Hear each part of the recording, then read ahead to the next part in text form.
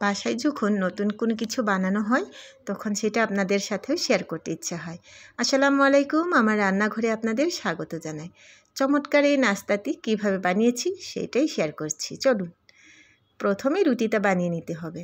আমি এখানে 5-6 পিসের মতো রুটি বানিয়ে নিয়েছি, আর সেই রুটিগুলোকে হালকা আঁচে সেঁকেও নিচ্ছি। এটাকে যদি আপনি না সেঁকে পানিতে সেদ্ধ করে বানান তাতেও কিন্তু ভালো হয়। আমি সেঁকেই নিলাম। আর এই সেঁকা রুটিগুলোকে এবার রোল করে কেটে নিব।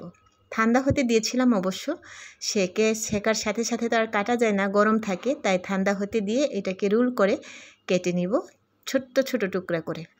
আর সেই টুকরা টুকরা করে কাটা রুটিটা দিয়েই এই চমৎকার রেসিপিটা বানানো।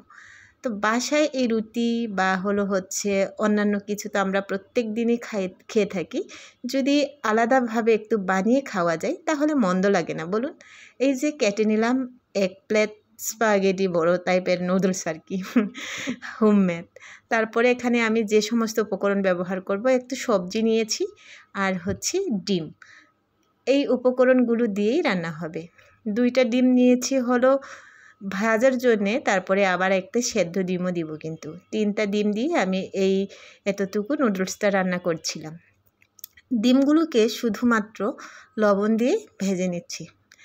দিনের বেলায় আলোর এই অবস্থা হয় আমার বাসায়, জানালা বন্ধ করলে, তাই ভিডিও কোয়ালিটিটা একদম নষ্ট হয়ে যায়। রাত্রের বেলা যদি বানাতাম তাহলে অনেক সুন্দর হতো, কিন্তু কি করব, সময় তো নাই, এই কারণে দিনের বেলায় বানাতে হয়। আর এটা ছিল সকালেরই নাস্তা। মরিচ আর পেঁয়াজটা বেশ ভালো করে ভেজে নিচ্ছি। ভেজে নিয়ে এখানে ভাপিয়ে রাখা বরবটিতে দিয়ে দিচ্ছি। এটা বরবটি, সাথে হচ্ছে পেঁয়াজকলিও ছিল। পেঁয়াজকলিটা অবশ্য ফ্রোজেন করা। তো ভালোভাবে এটাকে সবজির সাথে মিক্স করে তেলগুলোকে সাথে দিলাম টমেটোর পিউরি। এই টমেটোর পিউরিটা একটু ঘন করে রেখে দিয়েছিলাম যেন ভবিষ্যতে ব্যবহার করতে পারি টমেটোর সিজনে, তো সেইটাই ব্যবহার করছি। বাসায় টমেটো থাকলে ভালো হতো, কিন্তু আমার বাসায় ছিল না বলে আমি পিউরি দিয়েই করে নিলাম। এই যে একটা ডিম স্লাইস করে কেটে দিয়ে দিলাম, এটা হলো সেদ্ধ। ভাজা ডিমগুলো একটু পরে দিব। তো এইভাবে এইটাকে বেশ ভালো করে কষিয়ে নিয়ে এর সাথে দিয়ে দিয়েছিলাম হচ্ছে মশলা। আর এবার দিব হচ্ছে এই যে নুডলসগুলো, রুটি দিয়ে বানানো নুডলস। এবার ভালো করে এটাকে সবজিগুলোর সাথে মিক্স করে নেব। কত সহজে তৈরি হয়ে গেল না বলুন, এত সুন্দর একটা রেসিপি। আমাদের কাছে তো ভীষণই ভালো লেগেছে। আজকে যদিও প্রথম বানিয়েছি, এটা অনেক দিন আগেই দেখেছি সোশ্যাল মিডিয়ায়, কিন্তু বানানো হয়নি। এবার ডিমগুলো দিয়ে দিলাম, ভাজা ডিমগুলো। তো এবার নেড়েচেড়ে এটাকে পরিবেশন করলেই এই চমৎকার রেসিপিটা রেডি।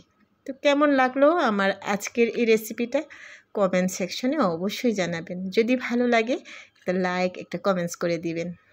আর আপনারা যারা যারা এখনও এই কোয়ালিটির নুডলস ট্রাই করেন নাই, অবশ্যই ট্রাই করে দেখবেন।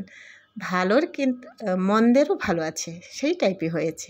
তবে আমার বাসায় খুব পছন্দসই একটা রেসিপি হয়েছে বলতে পারেন। তো আজকে এই পর্যন্তই, সবাই ভালো থাকবেন। আল্লাহ হাফেজ।